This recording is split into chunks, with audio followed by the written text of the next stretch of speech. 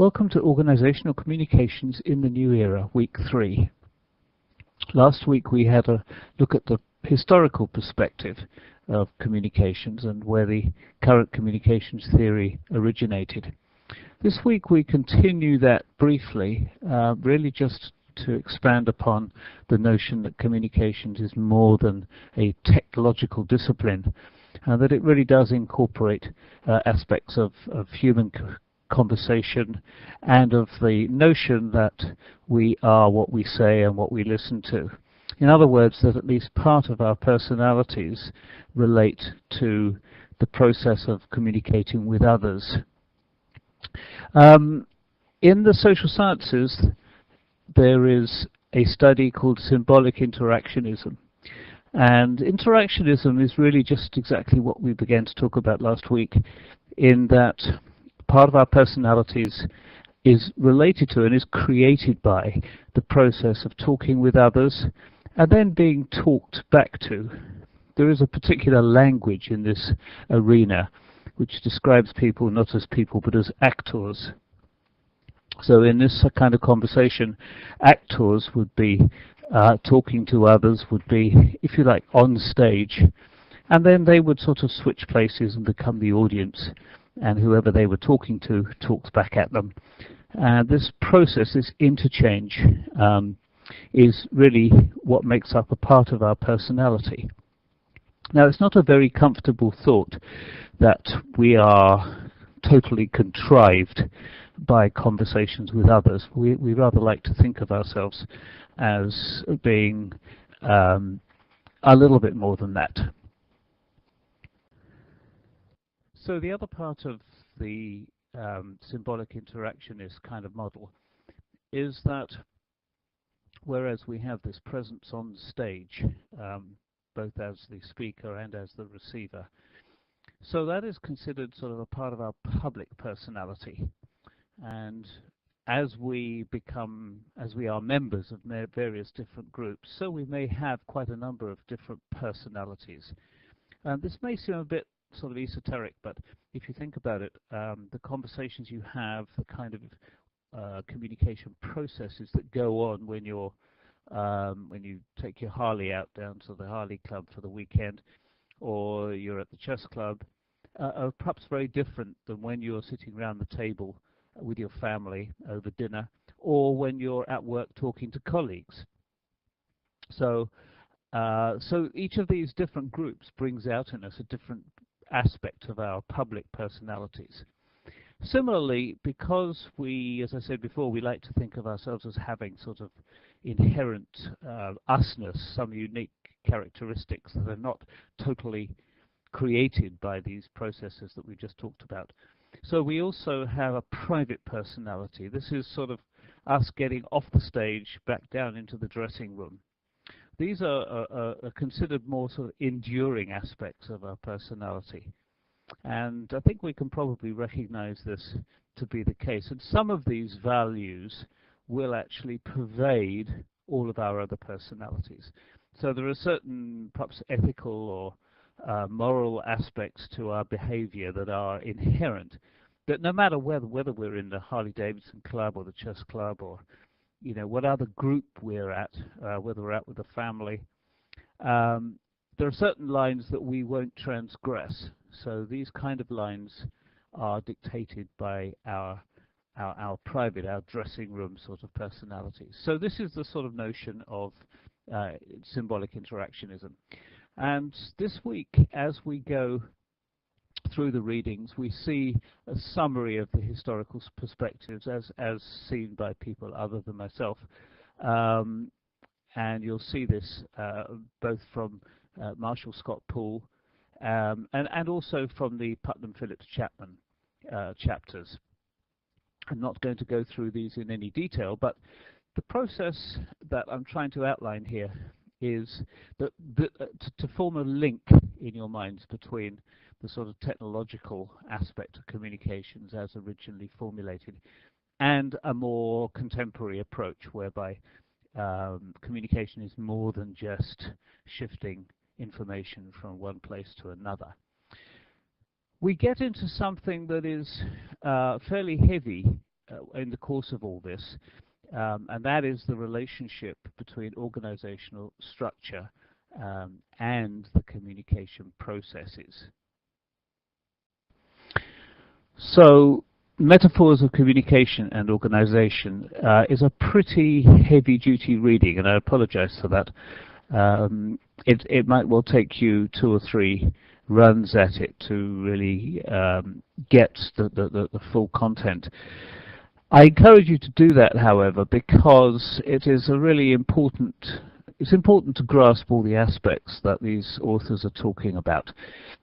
The relationship between comms and organizational structure is by no means an obvious one. There are those people who have tried to demonstrate that the organization is a function of its communications structures. So they're trying, and whether the chicken came before the egg or not is really difficult to establish.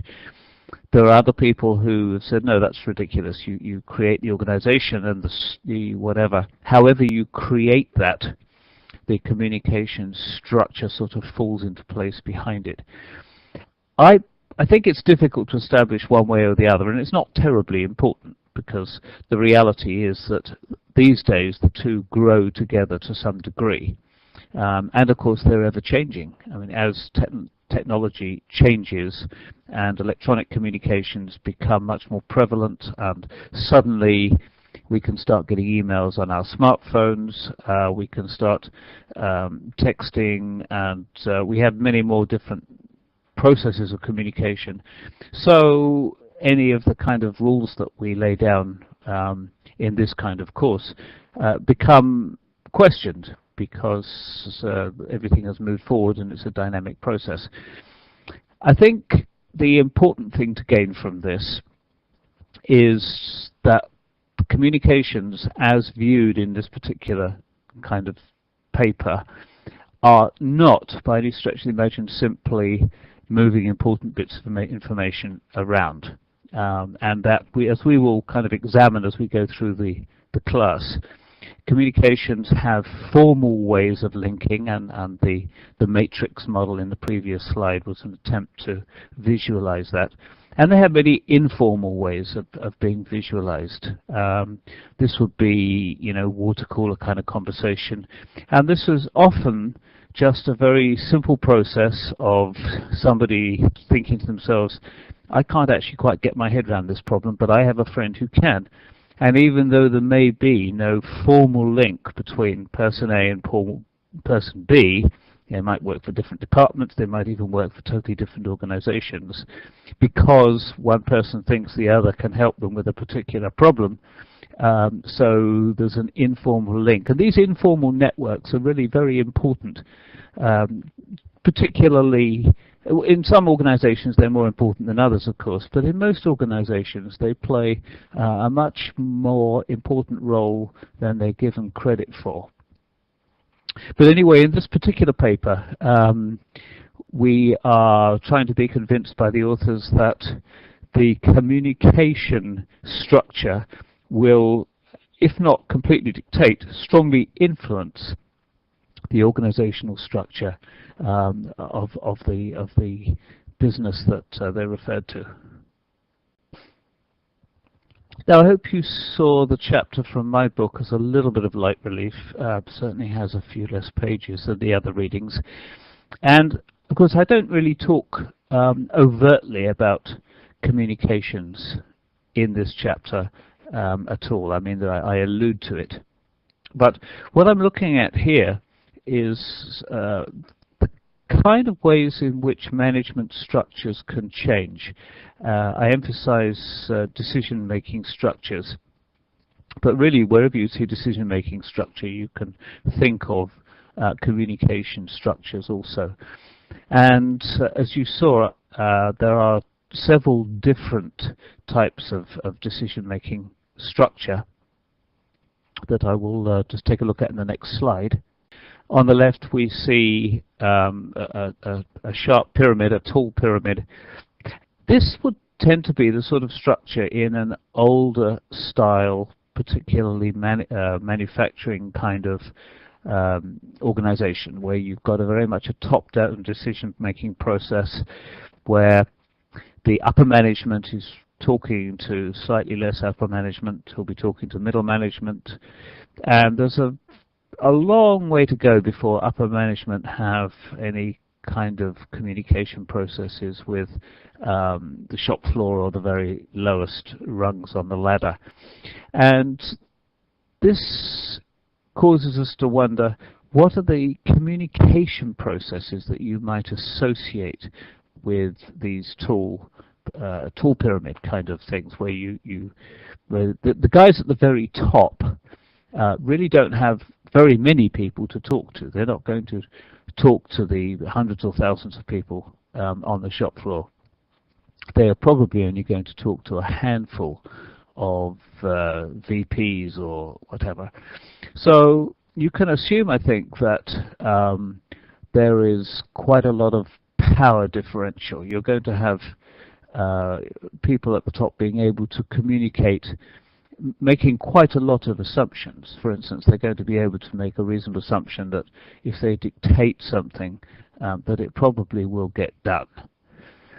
You could also make the kind of assumption that the information that you could gather by wandering around, to go back to a previous week, management by wandering around, you won't get too much of that going on in that kind of structure. So in a sense, it would be very tempting to say that people that work in a very tall pyramid structure now probably inherited that. They'd have to work quite hard to replace that with a flatter kind of decision-making structure. So, as in the right-hand flat management structure in the previous slide, so a lot of volunteer-based organizations are fairly flat kinds of structures. They don't often have huge upper management kind of structures with lots of people beneath them. More often, they will tend to have sort of a big board of advisors.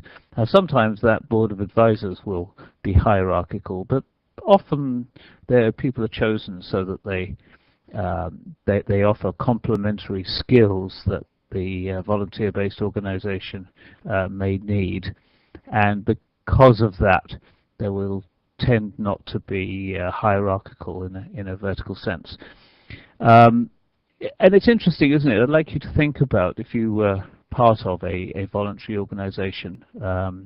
I started and ran a volunteer-based organization when I lived in Las Vegas, dealing with kids and also dealing with the local Supreme Court and the local federal court and the local district courts. And it's interesting, I think, when you're communicating with volunteers, you have to be very careful. These people can walk out of the door at any time. There is no real power associated between management and, in this case, the volunteer. Even if they get any kind of remuneration at all or benefit from being a volunteer, it's often quite tenuous, and it doesn't really repay them for the amount of time and effort they put in.